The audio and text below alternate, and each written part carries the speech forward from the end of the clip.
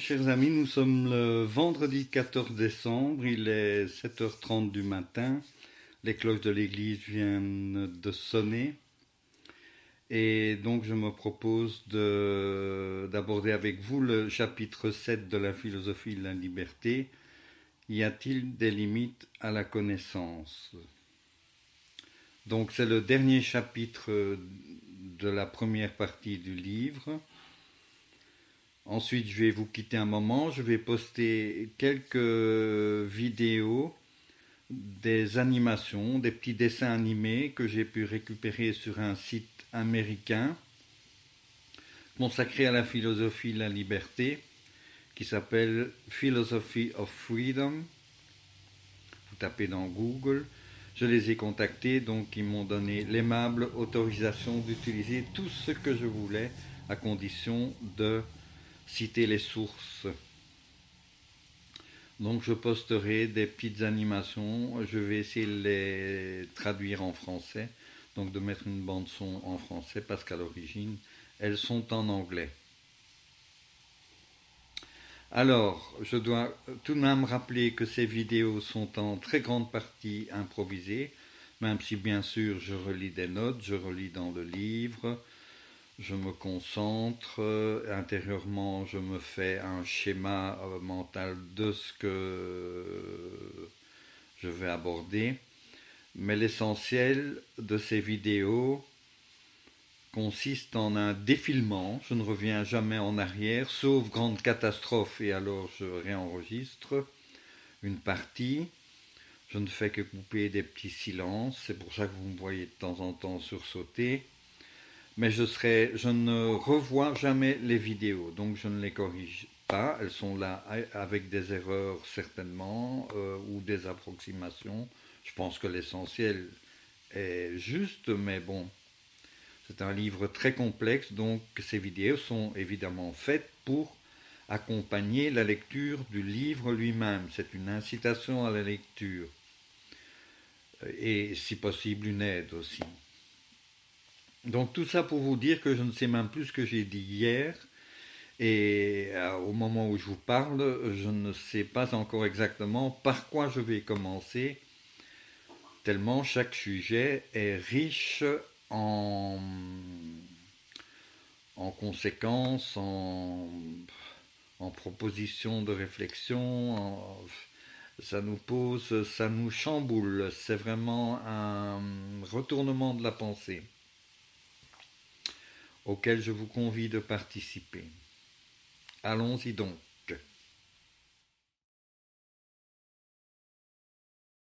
Pour commencer, je vous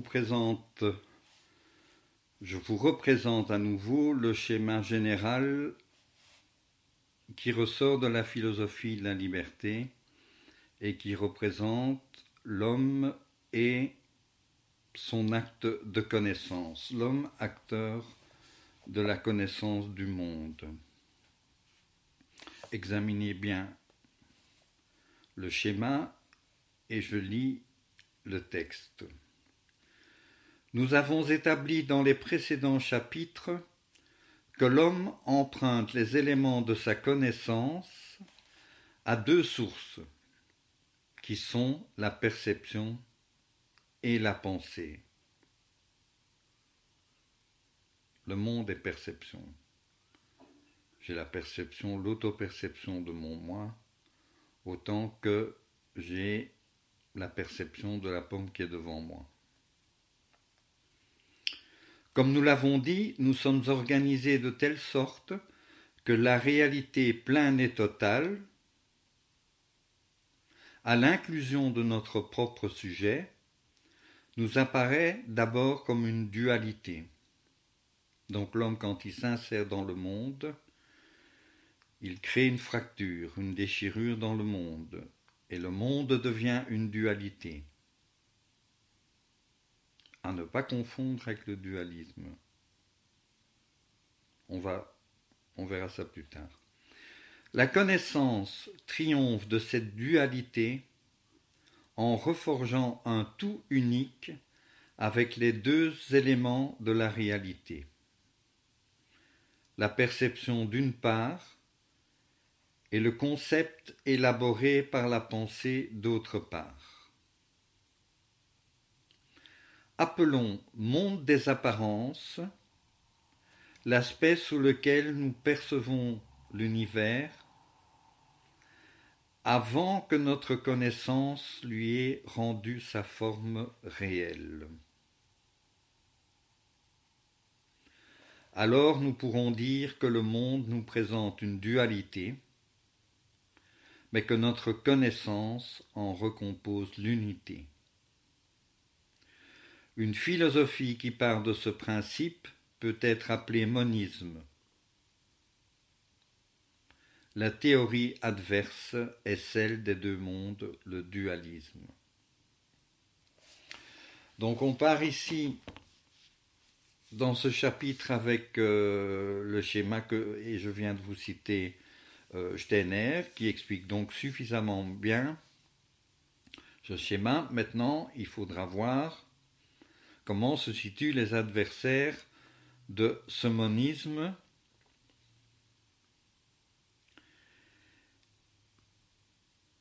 et voir aussi,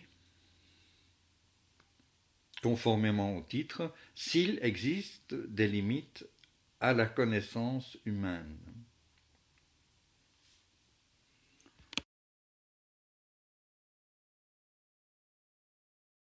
La première conception qui s'oppose à notre vision du monde telle que la propose la philosophie de la liberté, c'est le réalisme naïf. On l'a déjà étudié assez amplement, je vais simplement résumer par ce petit schéma ce que ça signifie. Le réaliste naïf, c'est l'homme du commun des mortels, c'est le prof de sciences à l'école, c'est nous-mêmes, parce qu'au fond, le réalisme naïf, pratiquement, c'est assez commode, c'est simple d'emploi. On ne se pose pas trop de questions. Pour le réaliste naïf, les objets du monde sont réels et viennent s'imprimer à l'intérieur de l'être humain comme sur une plaque photographique. À ce moment-là, l'être humain analyse ces données, élabore des théories, fait des observations, enfin ne se pose pas trop de questions, les choses étant ce qu'elles sont, elles le sont. Et on ne va pas plus loin. La plus grande objection qu'on peut donner aux réalistes naïfs, c'est que si les objets sont réels, substantiels, les objets du monde, eh bien on utilise la pensée qui est d'une toute autre nature que les objets matériels, et donc on entre en contradiction avec soi-même. On est bien obligé de reconnaître qu'il existe un monde idéal. Il y a d'autres contradictions, on les a examinées, je pense, elles se trouvent dans le livre, mais pour l'essentiel, je crois que ce schéma est suffisant. Pour ce qui est des limites de la connaissance, on verra plus tard. Passons maintenant au deuxième et plus grand adversaire de la philosophie de la liberté, c'est l'idéalisme critique d'Emmanuel Kant.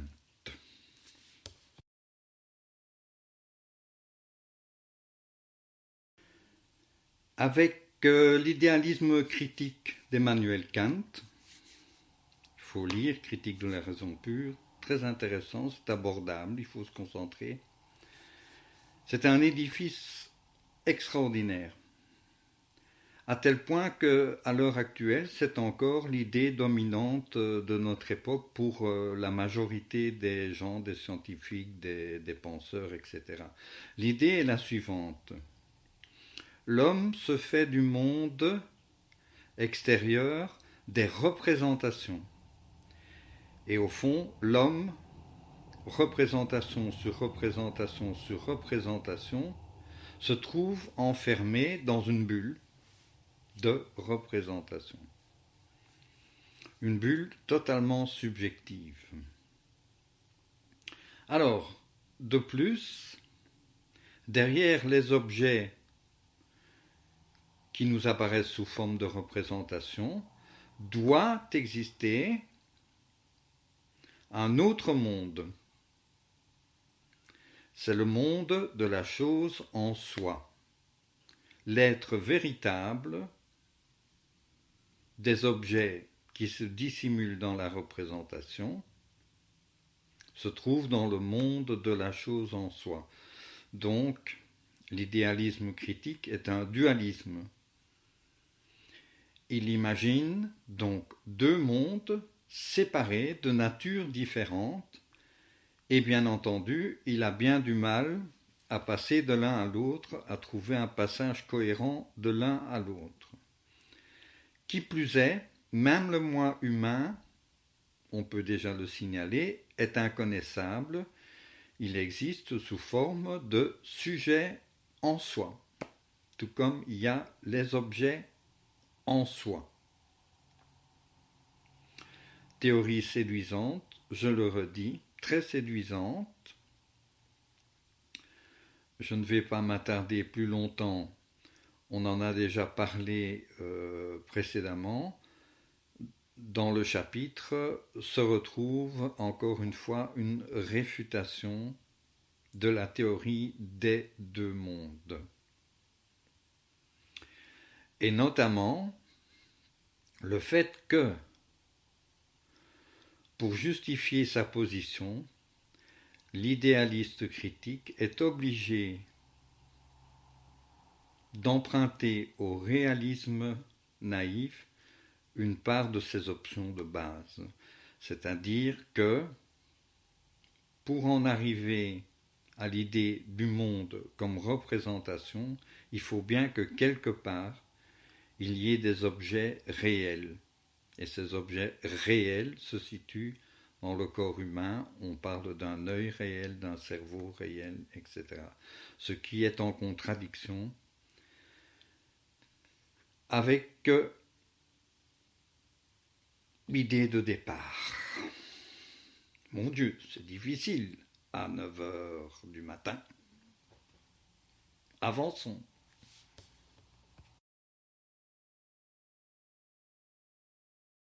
Parler encore d'une troisième vision du monde qui s'appelle le réalisme transcendantal, dont le représentant principal est von Hartmann. Et von Hartmann, c'est la personne à qui Rudolf Steiner, si j'ai bonne mémoire, a dédié son livre La philosophie de la liberté. D'après ce que je crois savoir, Rudolf Steiner aimait beaucoup von Hartmann et il dialoguait avec lui envoyait des copies de son manuscrit de La philosophie de la liberté et lui demandait son avis. Ils ne sont jamais arrivés à s'entendre et pourtant, il semblerait bien que von Hartmann aurait pu arriver à être d'accord avec Steiner, mais ça ne s'est pas fait. Alors, le réalisme transcendantal est une variation sur le thème de l'idéalisme critique et du d'idéalisme critique et du réalisme naïf. En bref, on peut dire ceci. Pour le réaliste transcendantal, il y a le monde des objets et au lieu de considérer la chose en soi comme inconnaissable pour Kant, il la remplace par les énergies et les phénomènes, les forces qui relient les objets entre eux dans le monde. Bien sûr, ces forces, ces énergies ne sont pas directement perceptibles, elles font partie du domaine de l'inconscient. On ne peut pas en prendre conscience. Et von Hartmann a écrit un des premiers livres qui concerne la conscience humaine, bien avant l'inconscient, von Hartmann écrit un livre concernant l'inconscient humain bien avant Freud. Donc, ce n'est plus la chose en soi, cette chose en soi est devenue énergie, force, etc., etc. Et on peut en connaître quelque chose, un certain nombre de choses, de ces énergies, de ces forces, par induction, par l'observation des phénomènes du monde extérieur, qui vont nous révéler des traces de ces forces, de ces énergies. Donc on fait des observations par induction, c'est-à-dire qu'on observe les phénomènes et on voit qu'on a, on a vu un signe blanc, on a vu 10 signes blancs, on a vu 1000 signes blancs. Conclusion, tous les signes sont blancs. Vous voyez, avec un raisonnement qui est juste à la base, on peut arriver à une conclusion qui est fausse, parce que bien sûr, tous les signes ne sont pas blancs. Mais ça, c'est le phénomène, c'est l'induction, opposée à la déduction. Dans la déduction, on fait d'abord des théories et on vérifie la véracité de la théorie. Dans l'induction, on part de l'observation de cas multiples et on en tire quelque chose. Par ce biais-là, von Hartmann dit qu'on peut arriver à connaître un certain nombre d'éléments de la chose en soi qui est devenue des énergies et des forces, mais bien sûr, comme ça relève du domaine de l'inconscient, on est limité dans la connaissance. Lisez le livre, une description plus complète, je le répète, s'y trouve.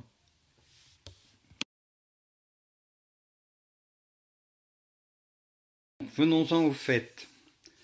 Les conceptions du monde que je viens d'exposer brièvement et qui ont été, je le répète encore une fois, exposées plus en détail dans les autres vidéos, ont toutes en commun le fait que notre connaissance du monde est soit impossible, comme dans l'idéalisme critique, avec la chose en soi qui est imperceptible, qui est une chose impossible, c'est philosopher dans les nuages, comme dirait Rudolf Steiner. Nous sommes enfermés dans le monde de nos représentations. Le monde est une illusion, à la limite, cette illusion est elle-même une illusion lorsqu'on arrive à l'illusionnisme. C'est une philosophie assez défaitiste, il faut le dire. Néanmoins, il faut avoir l'air insolite pour vivre à l'intérieur d'une telle pensée. Mais c'est très étrange d'ailleurs que les gens se satisfassent de cet état de fait. Pour ce qui est du réalisme naïf, eh bien là la question ne se pose même pas. Le monde est tel qu'il est. C'est un réalisme pratique, qui se satisfait des choses. Néanmoins, il faut bien reconnaître que les matérialistes sont des gens qui osent se mouiller les mains dans la matière, ce que nous devrions faire du côté de l'esprit, et ce qui n'est pas toujours le cas. Alors, pour terminer, et que dis-je, je vais vous citer deux petits extraits de Steiner. De la définition de la connaissance telle que nous l'avons donnée plus haut, résulte qu'on ne saurait lui assigner des limites. Les choses sont assez claires, on verra pourquoi.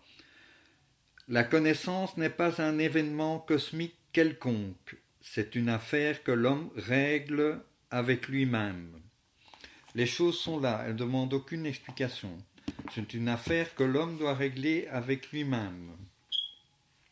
Les choses existent et agissent les unes sur les autres d'après certaines lois que la pensée peut trouver.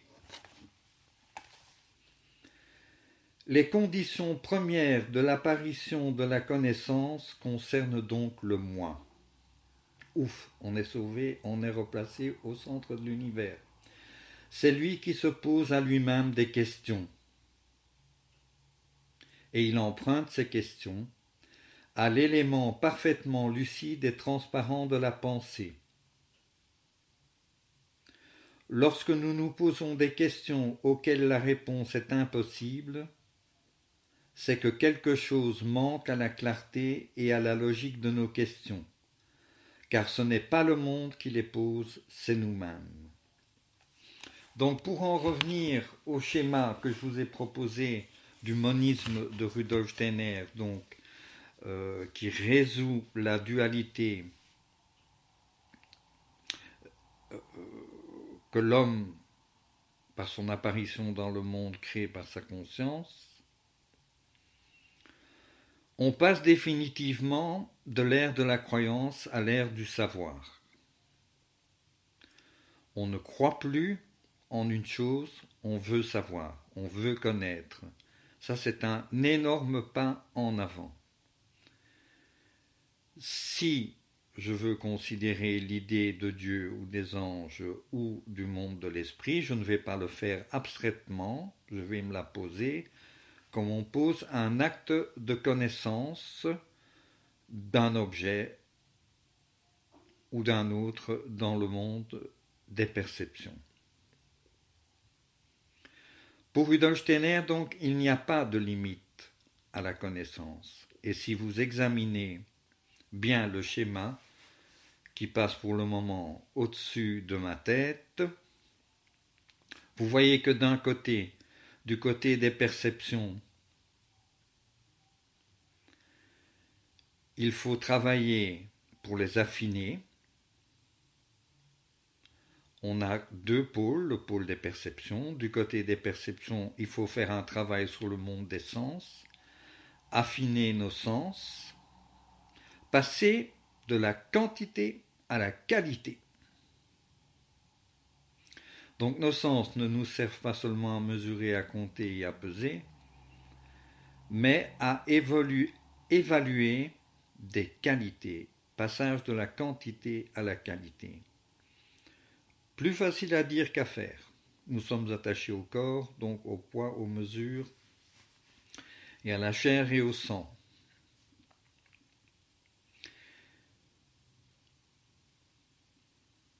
Il y a et de l'autre côté, donc l'autre pendant, du côté conceptuel,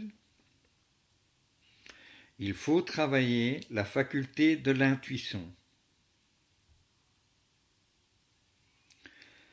Donc, si on travaille ces deux pôles, en principe, il n'y a pas de limite à la connaissance. Je pourrai toujours, à un certain moment, suivant mon évolution et l'évolution du monde, trouver une réponse à mes questions, puisque tout est contenu dans ce monde. En fait, le monde ne nous cache rien. Allez lire Goethe, il disait déjà la même chose. Est-ce que je peux tout connaître? Imaginez que je connaisse tout. Non, je ne peux pas tout connaître. Mais je peux connaître ce qui m'est nécessaire au moment où j'accomplis un acte de connaissance. Donc je dois développer mes facultés de perception et d'intuition. C'est tout de même une grande révolution quand on y pense. Je regarde mes notes ici. C'est une grande responsabilité. Le monde nous apparaît comme un livre qu'on peut maintenant déchiffrer, à condition d'y mettre du sien. Si on n'y met pas du sien, il est évident que les choses restent comme elles sont. La nature nous est d'une certaine manière totalement indifférente. Elle existera toujours même si nous ne nous décidons pas à la connaître. Il suffit de partir pendant 10 ans de sa maison et puis de revenir. Il y aura bien quelques arbres qui auront poussé à l'intérieur du salon et qui auront bousculé tous les livres qui sont derrière moi. C'est vous dire que la nature fait peu de cas de l'être humain, de ce point de vue-là. Donc je n'ai plus grand-chose à dire. Tout se déduit en fait de ces deux pôles, de cette vision euh, qui est, qui vous apparaîtra grandiose, comme elle me l'apparaît, et qui me remplit de joie. Et donc nous terminons ce septième chapitre. Je pourrais encore parler des heures de ce septième chapitre.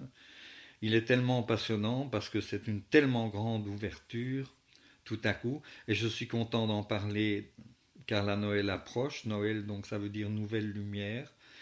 Et quelque part, la lumière de la connaissance, de la nouvelle connaissance que nous propose Rudolf Steiner, eh bien, ça correspond bien à cette période de l'année. Mes amis, je vous quitte. Je vais me boire un café. Lisez bien le livre. On se retrouve très bientôt avec les petites vidéos de dessins animés sur des petits thèmes et puis pour la deuxième partie de la philosophie de la liberté.